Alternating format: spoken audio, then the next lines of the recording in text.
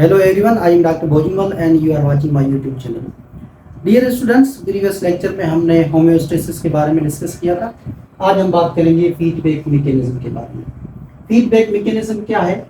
The check and balance mechanism of the body functions that maintain its normal state called feedback mechanism.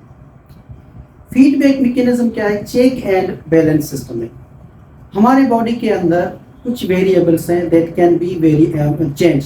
जैसे temperature है, वो variable है क्योंकि वो change हो सकता है। ब्लड ग्लूकोज है, वो भी उसकी कंसंट्रेशन ज़्यादा या कम हो सकती है।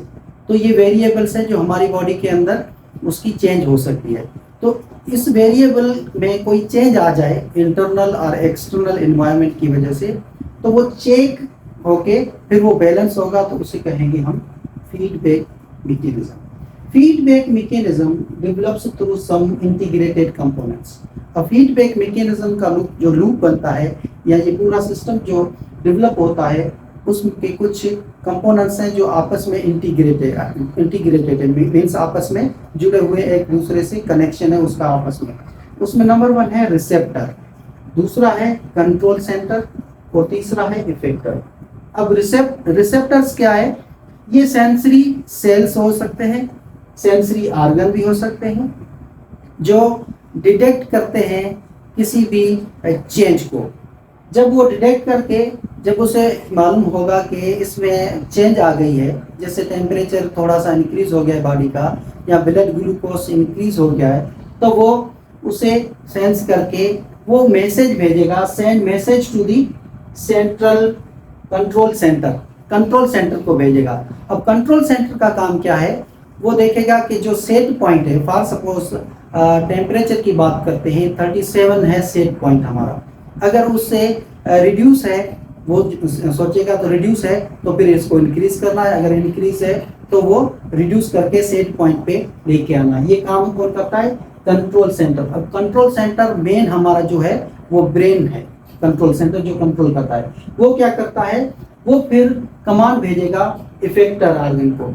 अब इफेक्टर ऑर्गन्स हमारा, जैसे टेम्परेचर की बात करें तो स्वीट ग्लैंड्स हो सकते हैं, वहाँ पे उनको सिग्नल देगा कि टेम्परेचर इंक्रीज हो गया है, तो वहाँ से स्वीट जो है प्रोडक्शन होगी और हमारे बॉडी का टेम्परेचर रिड्यूस होगा। तो इस तरीके से ये पूरा सिस्टम जो है, रिसेप्टर, कंट्रोल सेंटर और इफेक्टर आपस में मिलके काम करते हैं। अगर हम यहाँ ग्राफिकली आपको मैं समझाऊं तो ये वेरिएबल्स है। अभी मैंने आपको बताया कि वेरिएबल वो चीज़ है जो हमारे बॉडी के अंदर जिसकी चेंज हो सके। जैसे ब्लड ग्लूकोज है, उसकी चेंज हो सकती है, ना कभी इंक्रीज हो सकती है, कभी रिड्यूस हो सकती है। तो ब्लड ग्लूकोज भी हो सकता है हमारे बॉडी के अंदर, वो भी वेरिएबल है। ब्लड ग्लूकोज ये वेरिएबल है। जैसे बॉडी टेम्परेचर, ये भी वेरिएबल हो सकता है। बॉडी टेम्परेचर ये वेरिएबल्स है। जैसे बॉडी टेम्परेचर का जो सेट पॉइंट है वो है 37 सेंटीग्रेड। अगर हम फ़ारेनहाइट की बात करेंगे तो 98.6 Fahrenheit.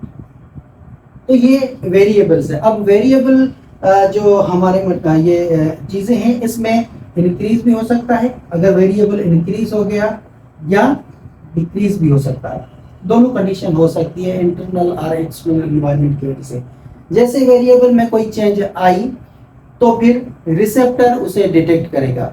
For suppose temperature increase हो रहा है हमारे बॉडी का एनवायरनमेंट की वजह से, तो रिसेप्टर क्या करेगा? उसे सेंस करके मैसेज भेजेगा कंट्रोल सेंटर मैंने अभी बताया कि हमारा जो मेजर कंट्रोल सिस्टम है वो ब्रेन है।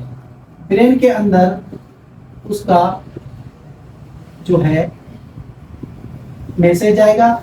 ब्रेन क्या करेगा या कंट्रोल सेंटर क्या करेगा? Effector organ. अब इफेक्टर ऑर्गन कौन सा है? जो वेरिएबल को नॉर्मल कंडीशन पे लेके आएगा। अगर हमारे बॉडी का टेम्परेचर इंक्रीज होगा तो फिर नॉर्मल कैसे होगा? हमें स्वेटिंग होगी, पसीना आएगा और ठंडी हवा लगेगी, तो हमारे बॉडी का टेम्परेचर रिड्यूस होगा। तो ये क्या करेगा? हमारे स्किन यहाँ पे जो स्वीट ग्लैंड है उसको एक्टिवेट करेगा और स्वीट ग्लैंड से स्वीट प्रोड्यूस होगा, और फिर जैसे हवा लगेगी तो वो हमारी बॉडी का टेम्परेचर जो है वो रिड्यूस होगा। तो ये एक पूरा लूप बनेगा। वेरिएबल मीन्स कोई चेंज आ सकती है इंक्रीज भी हो सकती है, डिक्रीज भी हो सकती है, और फिर रिसेप्टर उसे डिटेक्ट करेंगे, ये मैसेज भेजेगा कंट्रोल सेंटर को। कंट्रोल सेंटर इफेक्टर आर्गन जो वेरिएबल आई है उसको नॉर्मल कंडीशन पे लेके आने के लिए, और इफेक्टर जैसे ही वेरिएबल को नॉर्मल कंडीशन पे लेके आएगा तो ये लूप पूरा कंप्लीट हो जाएगा, फीडबैक सिस्टम यहाँ पे कंप्लीट होगा। तो ये पूरा जो है इसे हम कहेंगे फीडबैक मैकेनिज्म। फीडबैक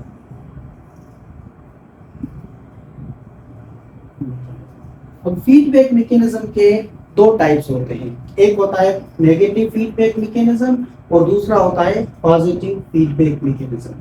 नेगेटिव और पॉजिटिव हम दूसरी वीडियो में डिस्कस करेंगे। इस वीडियो में हमने फीडबैक मैकेनिज्म के बारे में डिस्कस किया। आई होप कि ये आपको जो है पूरा टॉपिक समझ में आ गया होगा। अगर आपको इसमें कोई भी प्रॉब्लम है, आपको कुछ चीज़ समझ में नहीं आ रही है, तो आप कमेंट्स में मुझे जो है क्वेश्चन भेज सकते हैं, मैं उसका आंसर कर दूँगा। Thank you very much.